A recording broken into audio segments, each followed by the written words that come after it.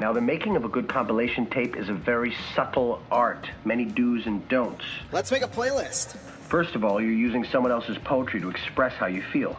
This is a delicate thing. Let's make a playlist. You gotta kick it off with a killer to grab attention. Then you gotta take it up a notch. But you don't want to blow your wad, so then you gotta cool it off a notch. There are a lot of rules. No rules here. This is Let's Make a Playlist with Jonathan Howe. Hey everybody, thanks for tuning in for another edition of Let's Make a Playlist. This is the penultimate episode, if you will, of the first season. I think I said that right. 2 to go after this one, with just one left. For the initial start of Let's Make a Playlist, lots of things learned throughout the first season, lots to go over, lots to get into. I've got the Spotify playlists up on our Patreon. If you subscribe there, you can check that out. I've got some plans in the off season. I'm cooking up for what's going to happen with the Patreon going forward. We'll talk a little bit about that in the finale episode coming up next week. This week, though, I've got my pal Alex Hobson on. He is a coworker, a colleague, a fellow member of the Niagara music scene, a guy that I've gotten to know pretty well over the last few years, and really a guy that hustles a lot when it comes to the music scene. He is in a lot of different projects, as we discuss, has a pretty unique set of influences, I would say, that don't always necessarily come through, obviously, I would say. Sometimes they're more subtle, which is kind of nice with him. It's not like anything that Alex does is slapping you on the face and saying, hey, I'm a fan of this band, or I'm a fan of this particular artist, or whatever, which is nice. His influence is well balanced, and I think his playlist, as you're going to find out a little later on, pretty well balanced as well, too. We'll get to that, like I say, coming up. A couple of housekeeping items. Jonathan on Air. That is my handle everywhere, including the YouTube channel. That is where you can find all things related to this podcast, clips, and more. And I'm going to be doing a whole lot more stuff over the summer, not just related to this podcast. So check that out at Jonathan on Air, Jonathon. How do you spell Jonathan? For the record, coming up, like I say, we got Alex Hobson. Before we get there, I did draw a number out for my own playlist. It's track 15, a song from the 90s. Can't remember if I've already done this one or not. I did have a running list of all the songs and things that I had picked to start these episodes. Cannot find it for the life of me, so I have to go back and do the arduous process of listening to all these episodes over again and figuring out where and when and what I picked when I do my own personal list for the end of season zine, which, yes, the end of season zine is coming. Details on that will be out on Patreon, and I'll also have them at Green White Checkered shows and anywhere else that you want to meet up with me. I will happily have a zine for you if you want to buy one and support season 2 of Let's Make a Playlist, because, yes, there's going to be a season 2. But before we get to season 2, we got to finish season 1. A song from the 90s before we get to Hobson. Good question. I'm going to do a little quick Google search here. I got to make sure this song is from the 90s. I think it is. It's an artist that we talk about a lot about in next week's episode. I think... Let's see. Whoops. Aiken... Oh, okay. The song I was thinking of was a 1989 song. Okay, that's going to make me shift gears here completely. Okay, you know what? Instead of what I was going to pick, let's go with something from 1997. I don't remember if I've already picked anything by this particular band yet for this list. It's possible this is a repeat. But I'm going to go with, from the pop album, Do You Feel Loved? U2. That's my pick for this point in the playlist, a song from the 90s. I feel like I must have probably picked U2. That's probably an overlap. Again, don't have the list in front of me. We'll work that out going forward. And let's get to the show without any further ado. My guest today, my colleague, my pal, Alex Hobson on Let's Make a Playlist. Back at it, another edition of Let's Make a Playlist with Jonathan Howe. And this time I'm joined by my good pal, Alex Hobson, who, I mean, I'd start listing off your projects here, but I feel like I'm going to forget one. You got so many of them going. So let's go over them here. So you got the solos thing, you got the punk band, you're playing country tunes too. So run us through everything you're involved with musically. Yeah, you went 3 for 4 there. First of all, thanks for Three having for me on. four. Yeah, 3 for 4. Three for Oh four. It no. was good. Yeah, you missed one, but it's okay because I haven't done too much with that fourth one yet. But yeah, I've got my solo project. I play guitar for Andy Colonico, who's an up and coming country singer. He's in a rock band, Revive the Rose, as well. I play a guitar in a punk band called Boys Boys, and then I also play lead guitar for my buddy Nick Marinak, who's he's a he's a photographer with a company called Adaptive, and he's done a bunch of shows with local musicians and up and coming country artists, kind of in that realm. And he's looking to kickstart a pop punk career, so I'm playing guitar for him as well. So that's 4. That's awesome. Yeah, we got That lots of is stuff on the go. That's a busy schedule, man. I don't know how you keep up with that. I mean, we're coworkers as well. You know, you work on the sister station of mine, News Talk 610, working the morning show. I've been living the morning show life the last couple of days, so I'm usually not this kind of like tired when I'm doing one of these shows, but we're gonna be battling through this together. Aren't we? Yeah. Yo, I full on was my plan today was because I'm going to my parents' place this weekend in Kitchener, and my plan was to drive down there as soon as I got off work. But I came home and I hit a wall, and here I am. I didn't end up making it home yet, so we're still in Niagara. Nice. Speaking of Niagara, you know, you're originally a Kitchener Waterloo kind of guy. You come down here, you've been working, you've been taking school stuff, and it's really kind of invigorated your musical career because you had a band back home, and then all of a sudden you find yourself in 1, 2, 3, now 4 projects. So talk to me about that move and you know, kind of leaving behind the hometown band and what I assume was a high school band for you in terms of the guys that you were playing with to now all of a sudden you find yourself right in the heart of the music scene down here. Yeah, so what actually happened was I was in that band still all throughout the time that I was in Niagara. It was just I felt like once the pandemic happened, it became a lot harder to navigate getting 6 guys who are now living all over the province of Ontario to get back regularly and practice on a regular basis and regularly book shows and all that stuff. So it's kind of funny because the first project out of those ones that we listed right there was Andy's. And I started picking things up with him kind of right around the time that we decided in No Service, my other band, that we were going to kind of calm things down and, you know, do a last hurrah sort of thing. Our guitarist in that band is actually living in New Zealand now. He has been for the past year. So that was kind of a good reason for us to say, okay, let's do a farewell show and then call it. Yeah. But yeah, like I've been at it with them. I had been at it with them since 2018 until January of this past year. So that was a good, almost a 7-year run with them. So I that was a lot of fun. And I feel like I accomplished a lot with those guys because it's your first band, you know, you're kind of learning how to play in the scene, how to navigate through things. And yeah, it was a good thing because those guys they're brothers of mine for life. Like they're my first band. No one ever forgets the first guys that they played with. And, you know, I played my first out of town show with those guys, recorded my first song with those guys, and I'm still great friends with them to this day. But I will say that towards the end of the time that we were playing together, just the fact that we weren't really practicing all that often and we weren't playing shows, it was kind of starting to take a toll a little bit because I wanted to keep going and I really wanted to, you know, have something to look forward to every day. And then clearly I overcompensated on that because I've not 4 things on the go. But yeah, it's one thing leads to another. You got one guy saying, let's start this up. And then you got another guy floating your name to someone else saying, hey, this guy might be good to play. And all of a sudden everything kind of stacks onto each other. So yeah, it was a lot of fun, and the timing just worked out where we kind of decided that things were gonna take a step back and go on the back burner with that other project, and it opened everything up to this. So Yeah, and it's 4 very kind of different projects, right? I would say like the Boys stuff you mentioned, more of a punk band. Your solo stuff, you're definitely more in the vein of like I would say like alternative rock. You've mentioned Billy Talent as an influence multiple times over. You got the country project, and now you're playing kind of lead and more pop punk style thing. So how are you finding that you've had to adapt your playing style, I guess, to fit all of those things, or have you been able to kind of not I want to say do the same thing over again, but you don't have to vary your playing all that much between the projects. Yeah, and you know what? It helps that all the other projects that I am part of are genres that I grew up listening to and I grew up wanting to do. So like country rock, Andy makes it very clear whenever we promote ourselves, and whenever he promotes himself at a show, that he's country rock, because he comes from a rock band and a rock background as well. And growing up, a lot of my influences in that realm, country rock, came from my dad. So I listened to a lot of Skinner growing up. I listened to the Eagles. I listened to Allman Brothers, like all these bands.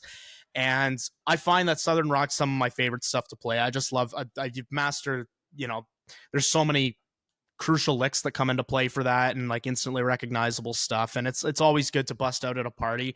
But then my entire youth, I would say, and really specifically, if you want to get down to it, high school is where I was super into Billy Talent, and I was super into Green Day and 3 Days Grace and all these bands that I'd listened to. And I never really started playing in a band where I could really exercise my strengths on guitar for genres like that until these new projects. Because with my other band, No Service, I was mostly just vocals. I played guitar every now and then, but for the most part, I was just singing. So I would say it's been easy to adapt, just because I haven't really had to learn how to play guitar for a new style of genre. Like country guitars, I'm not going to call myself a country guitarist, because I don't know how to chicken pick for shit.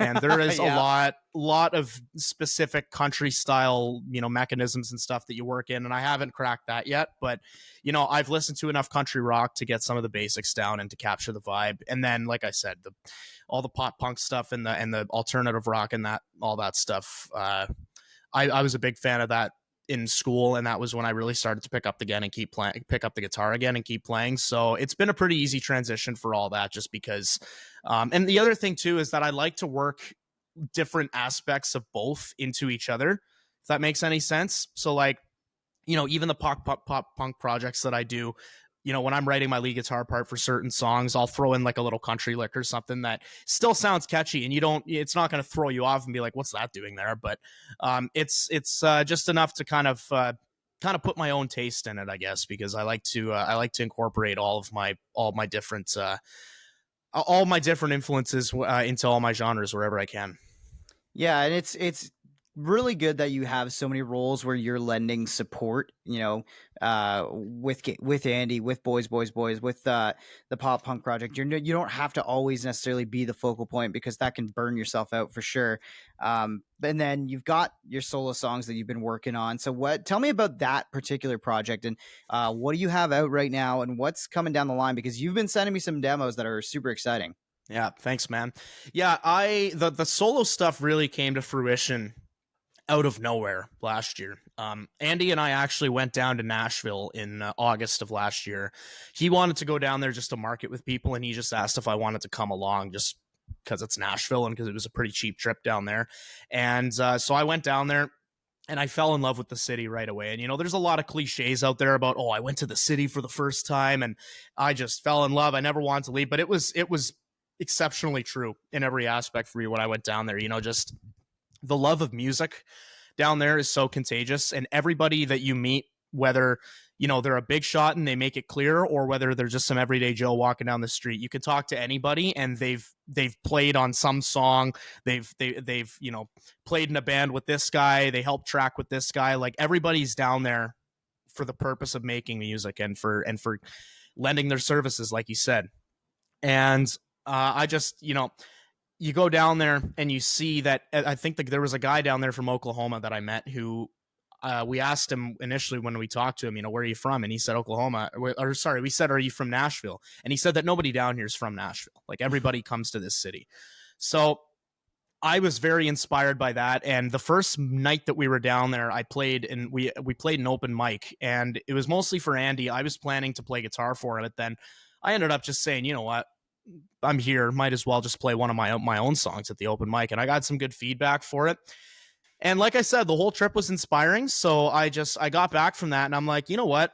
Like, what's stopping me from releasing my own stuff right now? Like, I've got a whole bunch of things that this can fit into this project a little bit, or this can, this might work with this project. And then I kind of took a step back and said, everything fits into whatever I want to do, because it's my thing. So I just decided, I'm going to finally try and give some of these demos a home, and started with 25, which is the one song that I've got out right now. I released it back in April, and that one I wrote in the days leading up to my 25th birthday back in October, because I'm a big believer and I love to write about just things that I've experienced because I think that's the best outlet to put them. And I think a lot of people get into songwriting for the storytelling aspect of it, and I love telling people about my personal experiences and trying to make them relatable for others. And you know in in my whole transition in life from I've taken a couple of years off out of high school to work for my dad's plumbing contractor,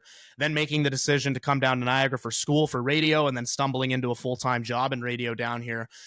It worked out in my favor, but I asked myself a lot of questions on the way, and there were a lot of moments where I was sitting there and I'm like, listen, I'm having a great time right now, but in the end I left a really good paying job. I'm now making like next to no money. Like are we sure that this was the right call to make? Yep. But ultimately I the end that I kept meeting at here, and the conclusion I kept coming to is that, yeah, I did make the right call, because I love to wake up and go to work every day. I love that I'm, right in the hotbed of all the musical projects I've got on the go. I've never been this busy with music in my life. So I felt like I wanted to write a song just about that process, and just asking myself if what I was doing was right, and always questioning whether my happiness was worth, being kind of in the shit financially for a little bit, and maybe not taking the steps in life that some people are taking around this age. But I always tell people the song's called 25 because of that. But I always like to tell people who ask me that it's not for 25-year-olds exclusively. Like, it can apply to someone in their 40s, in their 50s, in their teens. Like, anyone who doesn't know what they're doing and feels themselves asking those questions all the time, that song is for. So I recorded it with Mike Penny, who is a great friend of mine. He's in a band called the Jailbirds, and he actually plays in a band right now with John Harvey from Monster Truck. Nice. Called the Wild High. So I've gotten to stumble into those guys a little bit, and it's been a lot of fun. But yeah, we recorded this whole thing at his home studio, which is appropriately called Tonehenge. Nice. And we spent a weekend in December there recording that, and got the mix back, and we got it out for April. And I've got as of right now, I've got 3 other songs that are ready to go. I'm hoping to get the next one released in July sometime. So just gonna try and space them out a little bit. And the idea eventually is to get all of my songs on an EP or a record called Mystery Box. Nice. Because the thing that I told myself when I started doing this was that I wanted to kind of dabble into as many genres as I could, and kind of step outside my comfort zone a little bit. So 25 is a pretty meat and potatoes rock song, that you've listened to it. Another song that I have is a little more of a blues vibe. I got another one that's a little more folky. I've got one that's kind of more in the rock realm as well, and then I have one in the cooker right now that's got some funk elements in it as well. So I'm really trying to expand my knowledge and sort of try a bunch of different things, and from there we'll just see where it takes me. But as of right now, the only plan really is to just write stuff that I like, and write songs that kind of feel natural to me in the moment, and put them out there. Sometimes it's nice too to keep yourself in like out of the box, right? Like, it's really easy sometimes to be like, oh, well, this has to be a pop punk song or whatever, or this has to be a rock song, and then all of a sudden you're like, oh, well, all of my songs have to fit in that same box, otherwise, like, I don't know, how am I going to find gigs or whatever? And I mean, we're even going through that with Green White Checkered. We're like, we just finished recording our EP, and one song is very straight ahead, kind of almost pop punky, but a little bit more 90s rock. And then we've got one that's a bit more experimental. There's one that's got a ton of guitar tracks and feedback on it. And then it's all of a sudden, are we like a math rock band? Are we a noise rock band? Like, what are we doing? And then I'm like, sometimes it doesn't have to have a genre, or it has to have like one point that can be nailed down. Sometimes it's just whatever comes out, and that's great to make, right? And when you have practice and experience in writing for other projects and people, you never know what your solo stuff or what the songs that you write for yourself are going to turn out like. So that's really exciting, and I'm glad to hear that you're going with that, with the idea of just releasing them here and there, and seeing how it goes, because that's something that's come up on the show too, is like, do you put a full record out at this point? Do you put an EP out? Like, the stuff is so expensive to make, right? Sometimes that it's very rarely a profitable game. In terms of actually putting them out there and getting just your money back from just the fact that the song is out in the world. It's a tricky game, but I'm glad to hear that you've got a strategy and you've got something planned for getting those songs out there. Something else that I wanted to ask you about, and I know it might be a bit of a touchy subject at this particular point, but you're a very passionate Leafs fan, and not I knew just this is where that was going. It's not necessarily even that you're a fan. You are also somebody who works covering the team as well and sharing your opinion on the Leafs. I'm not going to talk to you too much about the team itself, but I want to maybe approach things from a musical standpoint. So I've got 3 areas that I need you to pick songs for before we get into the main playlist thing. But Okay. I need you to pick me if you were the DJ for the team, if you were the one controlling what everybody's hearing in Scotiabank Arena, what is the song that the Leafs come out to each period in the start of the game, their goal song, and the song that you are banning from the arena that is never to be played in Scotiabank Arena for a Leafs game? Oh, jeez. Okay.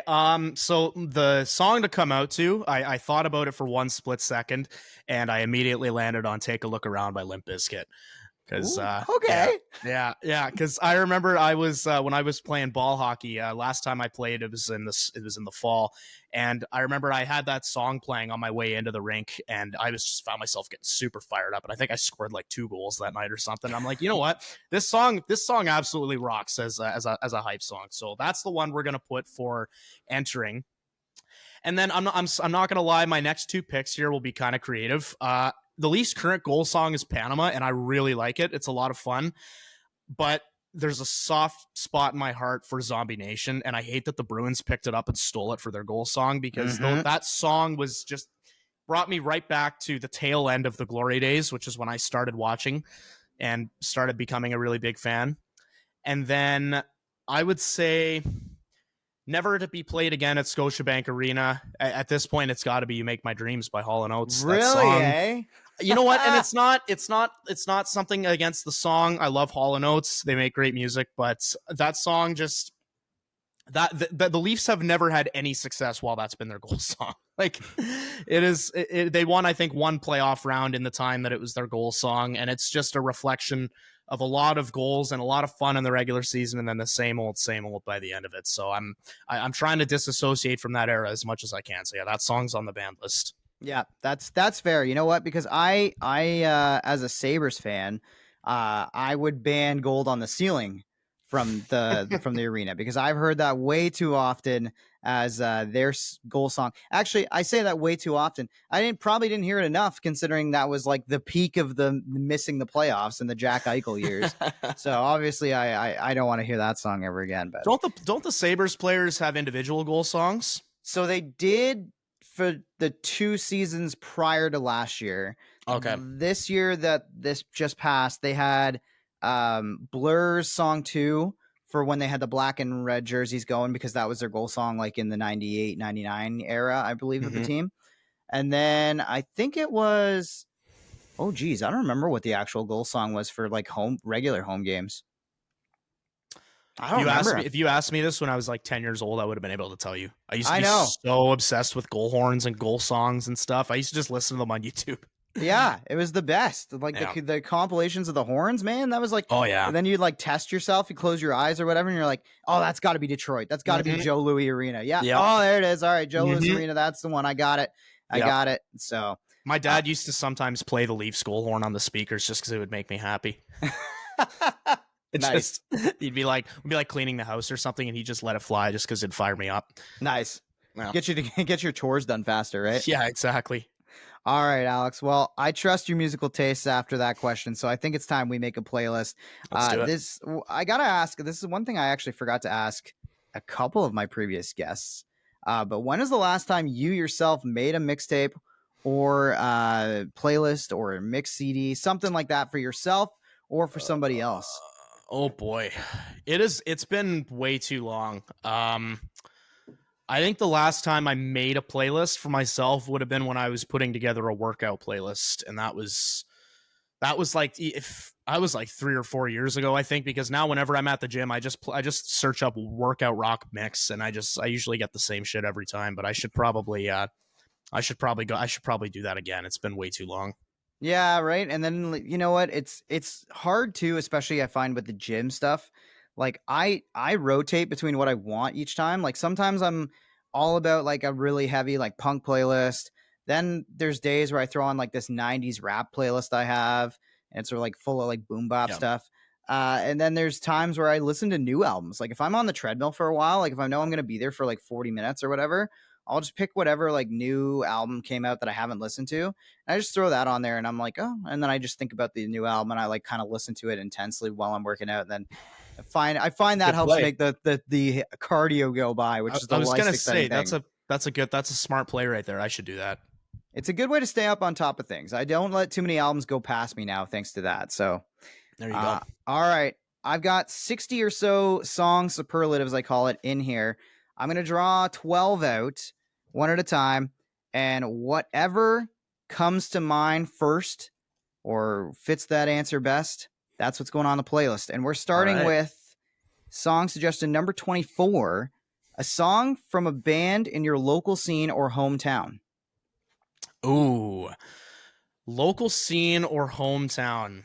Well, I'm going to go with local scene just because I feel like I'm way more in tune with the Niagara scene these days. I haven't regularly played shows in Kitchener for a long time. And I am going to go with new tune from Andy and Revive the Rose called "Calling for You." They just released that song a couple days ago.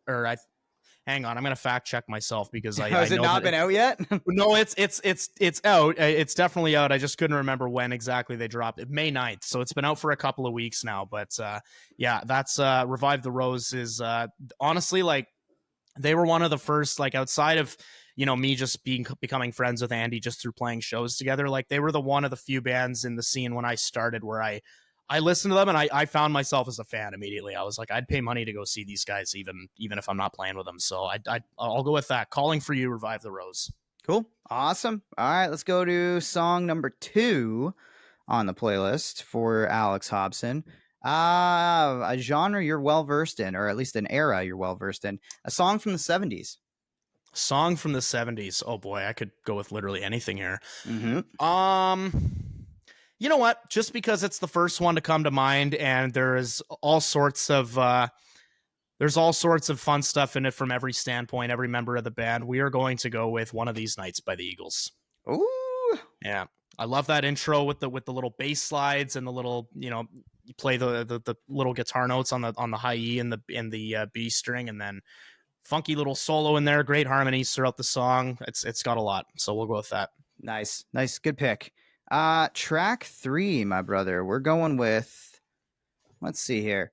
A song that makes you laugh. A song that makes me laugh. Okay. Yeah. All right. I'm going to go with have you ever heard of the Alice's Restaurant Massacre by Arlo Guthrie? I don't think I have heard of that one. Put that song on a playlist at a party and see how long it takes for people to be like, what the fuck is this guy playing? Okay. I'm going to need that name one more time there. Yeah, Alice, I'll give it what? Alice's Restaurant Massacre. Alice's Restaurant Massacre. And who is the artist again? Arlo Guthrie. Arlo Guthrie. Is there a relation to Woody? Yes, it's Woody Guthrie's son. Got it. Okay. Yeah. I don't want to. I'm so tempted to spoil why it makes me laugh, but I feel like I just want you to listen to the song, and anybody listening, just go listen to the song, and you'll see why I picked it. Hey, you know what? Sometimes that's the best part. Make us do some homework, right? Yeah. There you go.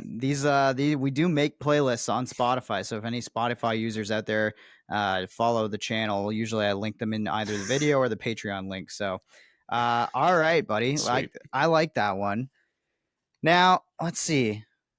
We're going with a song featuring your favorite guitar player or guitar moment. Oh man, guitar moments. The guitar moment there is sticking out to me a little bit. I put it in there because I was like, you know what? Not everybody's got like one guy or girl that is their player, their dream like idol person. So I was like, oh, maybe it's like a riff, or maybe it's a moment or something where somebody's like, that's the reason I'm a guitar player. That's the reason I want to write stuff like that or something. You know what? I will go with Allied Forces by Triumph, because nice. Triumph was a big band that got me. I always say that Rick Emmett was one of my first inspirations for guitar. He was one of the first reasons I wanted to pick up the guitar. And unrelated, I'll try and keep this away from the tangent area, but no, go for it. I actually sat in on on a kind of a songwriting Q&A with Rick Emmett last week. And it was crazy because my dad sends me this link, and it's Rick Emmett posting on his page. He's like, so this is a $20 class that I'm putting on over Zoom or Google Meet or whatever. And I'm thinking, okay, well, you have a chance to sit down and talk songwriting with the guitarist from Triumph. It's probably going to be this gigantic, like 200, 300 people in there, all just like listening to his wisdom and stuff. I get in there and there was 14 people total in the call.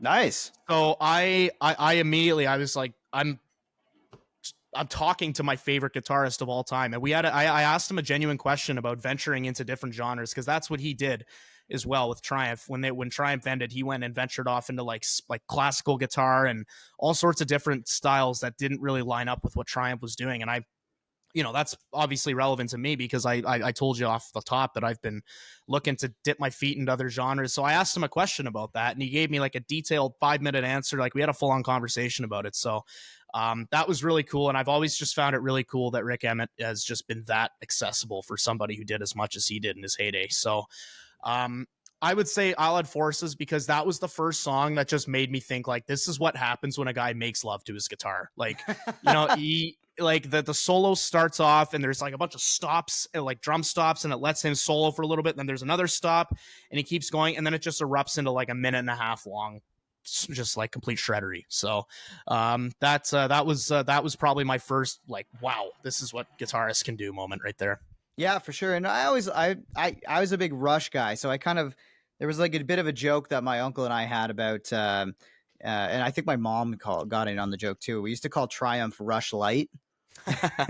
Same idea, power trio, great musicians, right? It was it's a high voice, right? Mm-hmm. So it was kind of funny.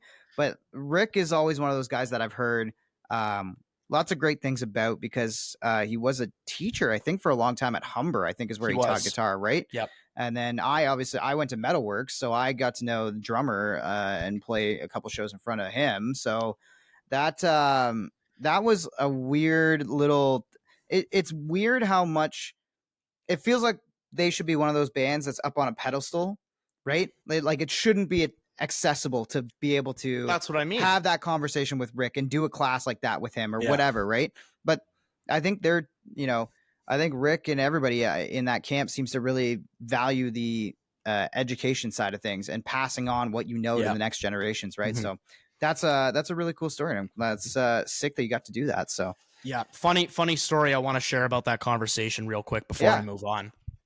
It kind of contradicts everything that I've said to this point, but the question that I asked him specifically was, how do you maintain your authenticity when you go into different genres and you try and experiment otherwise? And he flat out said, you can't. So I was like, listen, like, is there any way that like I can do this? And he's like, I'll be totally honest, man, it doesn't work, and I know that because I tried. So he was pretty brutally honest with me there. And I mean, I'm still gonna go ahead and put the stuff that I want out and just kind of see what attracts people the most. But yeah, he was pretty blunt about how trying to approach that as a success plan in the music industry will go. So yeah, again, something like that I never would have taken away, but I talked to the guitarist of Triumph face to face, and that's what he told me. So I'm holding it close to me. Yeah, for sure. And you know what? It's a great point as well about the authenticity thing, because I think if you already know what you are and you have a strong sense of self as your player, then yeah, you're going to have a hard time with that authenticity. But I feel like you're at a good point right now where you're not really committed one way or the other to anything. Obviously, you have that core in rock and southern rock, a little bit of that bluesy stuff. So obviously, like, you're going to have those roots, but that doesn't necessarily mean you can't transform yourself and chase a passion once you ignite that passion or whatever genre or style you end up chasing, right? So yeah, absolutely. So you never know. I agree with him, but it definitely wasn't something that I took like, oh well, fuck, I'm gonna give up music now. Yeah, right. Like it was a good word of advice to hear from somebody who's been in the industry in the same position. You can't fight your natural instincts sometimes, right? Yeah, exactly. If you swing, you're never gonna not swing, no matter what genre you play in. So. All right, we're moving on to a good vacation song for track 5 on the playlist. Oh, this one could be just about any. Like I love any upbeat classic rock song or any upbeat pop punk song or really, I mean, I love music, so I'll listen to anything in the summertime on vacation. But you know what? In my just because it's fresh in my mind from the country shows that I've played lately, we're gonna go. It's 5 o'clock somewhere. Alan Jackson, Jimmy Buffett. Nice. It's a bit of a mainstream pick there, but it's one that always gets people singing, and I love the dialogue at the end and like the conversation about, well, is it 5 o'clock over in Margaritaville kind of thing, like where they talk and they rotate vocal parts. I'll go with that one for a vacation song. That's like the almost perfect balance of like yacht rock and country. Yeah. Oh, right? Perfect. Yeah. That's a good vibe for vacation for sure. Okay, I'm gonna dig deep. I'm gonna see. I don't know if I haven't done my like analytics to see if every single question that I wrote has been picked yet, but I'm gonna try to get one we haven't picked. Sounds good. Nah, this one I know I've picked this one before, and it's a song that you wish you wrote. Oh man, a song that I wish I wrote. That one's really tough because you could take the route of like just one of the most iconic. I could say I wish I wrote Bohemian Rhapsody. I'd be rich right now. Yeah, exactly, but right. There are other songs that there are other songs out there that I just really like, and it's inspired riffs that I've written and stuff. So that one's a tough one. I think I'm just going to take the easy way out here, and I'm going to say Hotel California. We're going back to the Eagles because I just, that song is so, I feel like he had to really find a specific niche in your area of playing guitar to find yourself in a position where you've got a double-necked guitar with a capo on the 7th fret of the 12-string portion of it to find that lick, because you hear it for the first time and you're like, how do you play this? And I watched the documentary and found out how he wrote it, and it was he just talks about how the process too. Like, he said that he recorded the whole thing in a beach house in California, and I'm like, I would kill to do that.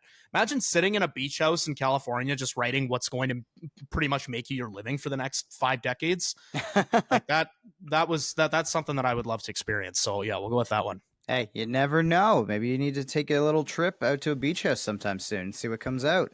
Sounds like a good reason to go to a beach house, right? Trust me, Mom, this will definitely make me rich. Don't worry. Exactly. Please cover my bills so I can go have this great vacation for a weekend. Yeah. All right, this one, I think I know what you're gonna pick for this one. Maybe at least artist wise, a song by your favorite band or artist. Oh well, Billy Talent, obviously. And you know what? This one's really hard because my favorite song of all time is Try Honesty. But that is more of just like a nostalgic one because I remember that's how I discovered them. I was on my parents' laptop messing around, and they had 3 songs by Billy Talent on there, and that was one of them, and that's how I got into them. But I'm gonna go with I'm gonna go with Pins and Needles because good pick. Like Ian DeSaw is the best way that I can put it is that he makes Drop D interesting. Like, Drop D is you can write a lot of dirty riffs with it, but it's also a little bit of a cop-out tuning because it's so easy to play the chords. Like, you can just, worst case scenario, just bar the 3rd fret, bar the 5th fret, etc. But Ian does a lot of really funky stuff in Drop D tuning. Like, Pins and Needles is a perfect example of that. So I've covered that song on TikTok recently, and I was just reminded of how dirty of an intro that is. So yeah, that's the one. That's a good one. That's a good pick. I like that one. Okay, so I gotta say though, I was surprised. I thought you were gonna say Pink Floyd.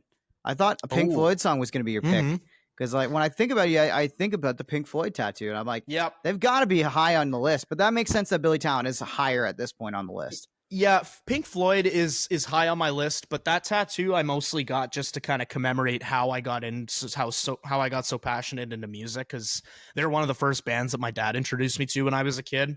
And, we've all done the whole, smoke a joint and listen to Dark Side of the Moon kind of thing. Mm-hmm. And also just like the prism on the Dark Side of the Moon album is really cool. And I thought that would look cool on a tattoo. So that's why that's there. It's a pretty iconic. It's a bit of album work, artwork. I mean, that whole thing is one to definitely honor. We're going track number 8 on your playlist, Alex. And I need a song to drive fast to. Oh, song to drive fast to. Man, you could pretty much say this about any AC/DC song, about any Van Halen song, any Motley Crue song. I'm going to say it about none of those three bands, and I'm going to go with the Hell song, Sum 41. That guitar intro just, it fires me up. And when the drums come in, it's like, it's impossible to not have my pedal to the metal. It's impossible. It's the way that all just rotated in my head. Like I literally heard the down, like it all came in my head as soon as you said that. I was like, yeah, There's exactly. the intro. Yeah. That's perfect. All right, track number 9, Mr. Hobson. We're going with a song by a band you never got to see live. Oh man. Geez. There are a lot of bands that I unfortunately missed out on the opportunity to see live. I am going to go with Red Barchetta by Rush. Oh. Yeah. I hate to be that guy because I saw them. You've seen them, yeah. 4 times, 5 times? 4 or 5 times. Yeah, you know what? It just, I don't know what it was. I think it was to be honest, I blame my dad because when Rush was touring, there were many opportunities he could have taken me. He showed me Rush for the first time when I was like 8 years old. So I think they stopped touring when I was 15. I think 2015 was the last time they toured as a band. So there was a solid 7-year window in there with me that he could have bought tickets to a Rush show and taken me, but I never ended up happening. And then of course Neil Peart passed away, and it was kind of shut down any potential for a reunion. But Rush I unfortunately never got to see live. And Red Barchetta is a great tune. I love that harmonic intro. It's super unique, and just one of those songs that just has everything that you would you could possibly ask for from a Rush song. Absolutely. That's a great pick for that. If you're going to go with a Rush song, Red Barchetta is definitely up there. All right. Oh, this one's scrunched up, so maybe this is one I haven't picked yet. Let's see. I don't know. If I have picked it, I haven't picked it for a while. A guilty pleasure song or a song people wouldn't expect you to love? At this point, I'd still call this a bit of a guilty pleasure song. And at this point, I don't know if anyone would be surprised if they heard me say I love it, because it lines up with what I'm doing right now in music. But we'll go Somebody Like You by Keith Urban. All right. I think that Keith Urban is an extremely underrated guitar player. I think that, he's got a very polished look for your classic country star that took off in the 2000s. And I feel like, everyone looks at him and sees the blonde surfer hair and, his angelic voice. And they're like, this is all he brings. This is what he brings to the table. But he is a killer guitarist. And I know that now, having learned a couple of his songs. And I shamelessly love that tune. It's great. Yeah, he did. I don't know if it was the last season or just recent season, but he did Chris Shiflett's podcast that he does, Shred with Shifty, where they kind of do like deep dives and explain solos and stuff like that. And after listening to that podcast, I was like, oh my God, like I get it. Like I get why Keith is so highly respected amongst like the guitar playing community and the music community as a whole. Like I get it, man. Like, again, I don't know if the songs are quite for me yet. That's still a little bit more on the pop side of country for what I typically gravitate towards. Yeah, but me too. That's why it's a guilty pleasure, to be honest, because it doesn't really line up with the type of country that I listen to. Like when I talk about listening to country music and liking country music, I love like Chris Stapleton, anything from 90s country artists. Like that's typically where I gravitate towards. But yeah, I don't know. The solo in that Keith Urban song is dirty. And just getting to play it in front of crowds that know all the lyrics and stuff just made me look at it in a completely different eye. So yeah, for sure. All right, we're flying through this thing. So let's get to the second last song of the playlist. And we are going with, what's this one? A song from the 2020s. So a relatively new song, last 5 years or so. Jeez. I'm going to go with Boilermaker by Royal Blood.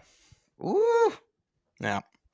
It's kind of funny because I had never really gotten into Royal Blood until they released that album in 2021. I can't remember what it's called.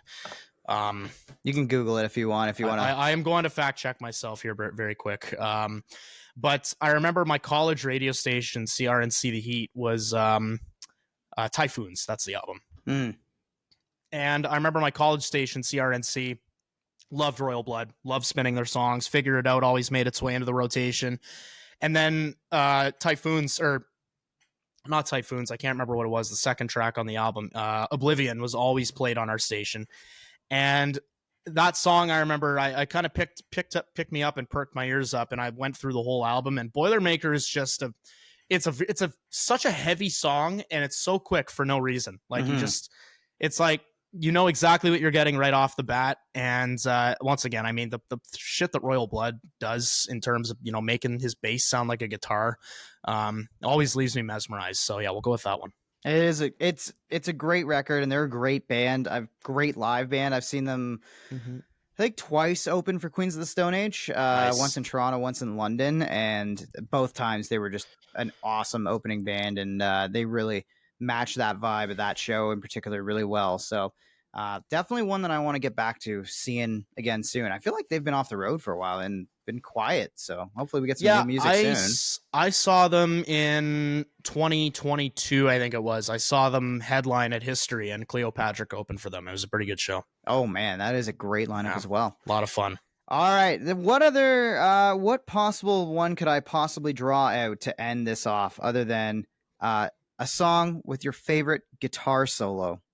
Oh man, jeez, Big league guy. I might have used Allied Forces for this if I knew this one was coming up later, but that's fine. I already burned that one. So That in Hotel California, I feel like that's a good one you could have burned too. True. That's true.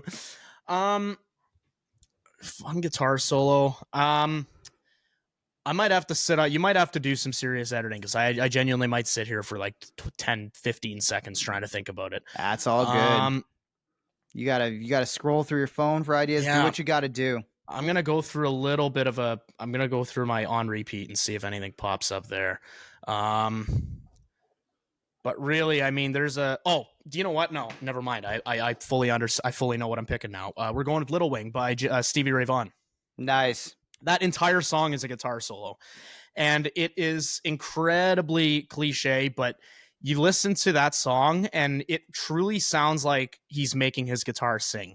Like there's no lyrics in the song. It's literally a 7.5 long instrumental, and you feel like you're told a story throughout the song. Like you feel like he's telling a story. And no disrespect to Jimi Hendrix, the original Little Wing is amazing as well, and it's got its own charm, but as a guitarist and somebody that I've fallen in love with Stevie Ray Vaughan over the past couple of years. He's another guy that I obviously would have killed for the chance to see live, but he was gone, I think, like 9 years before I was born. So, but yeah, that I remember that song is what kind of catapulted me into listening to the blues more often. And it is filthy. So yeah, we'll go with that one.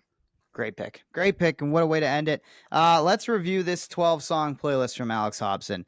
It starts strong with a little local content. Calling for You, Revive the Rose. One of These Nights, The Eagles.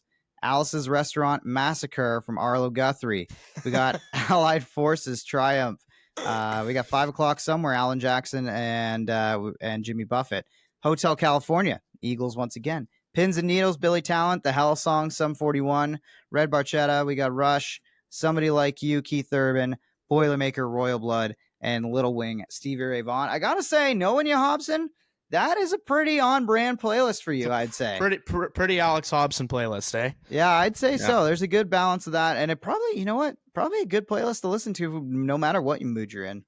Yeah, there's a little bit of everything in there. Little bit of stuff for all different situations. So definitely, man. There you go. All right. Well, we've got one more portion of the show that I'm going to do with you that is exclusive to our end of season zine.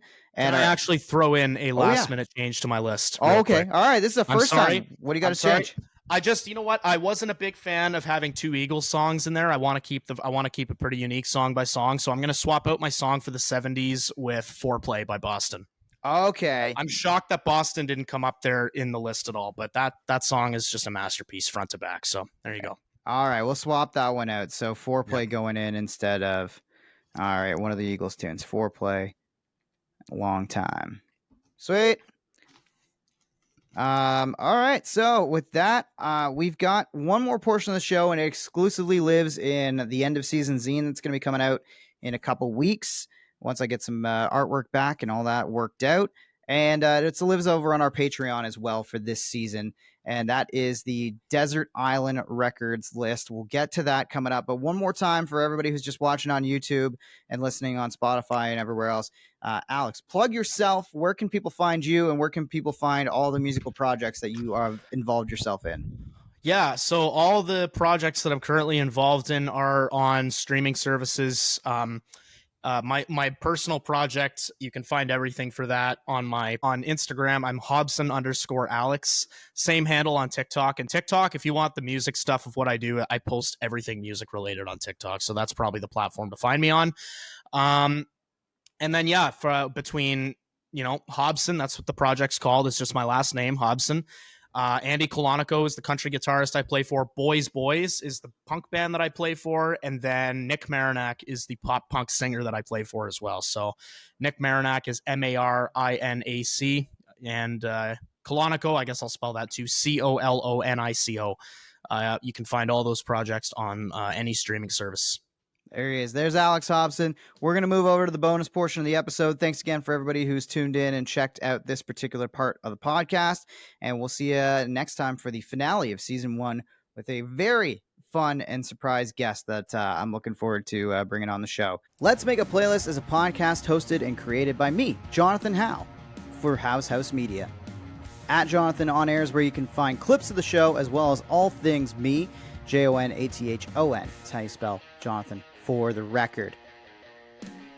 Please rate, review, subscribe, like all episodes wherever you get your podcasts. And if you want to support the show, consider joining our Patreon, patreon.com/Let's Make a Playlist. There you can find exclusive content, longer episodes, and sign up to receive our end of season zine. Don't forget to share the podcast with your friends, and we'll be back with more playlists.